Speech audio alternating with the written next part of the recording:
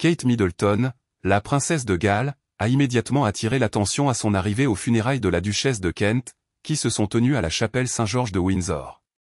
Vêtue d'un manteau noir élégant et d'un petit chapeau voilé, elle paraissait sombre et profondément émue par l'événement.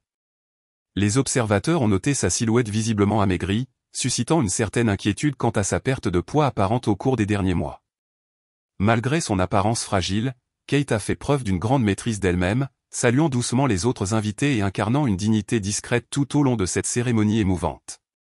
Parmi les autres membres de la famille royale présents, figurait la princesse Anne qui, fidèle à elle-même, a affiché une grâce inébranlable. Connue pour son sens aigu du devoir, elle a accueilli les autres convives avec chaleur mais retenue, en accord avec le caractère solennel de la journée.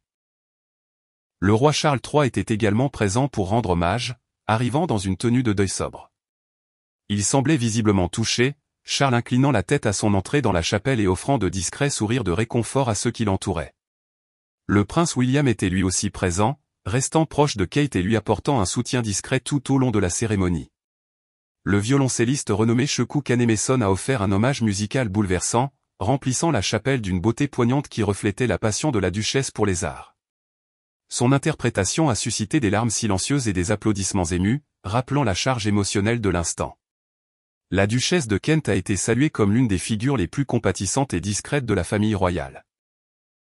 Tout au long de sa vie, elle a soutenu de nombreuses causes caritatives, notamment dans les domaines de l'éducation musicale et du bien-être des enfants, laissant un héritage de bonté qui a marqué d'innombrables vies. Aimée du public comme de ses proches, elle était reconnue pour son humilité et sa chaleur humaine. À la sortie de la chapelle, l'atmosphère était empreinte de recueillement et de gratitude, un adieu à la hauteur d'une femme dont la douceur et le dévouement ont profondément marqué la monarchie et le cœur des Britanniques.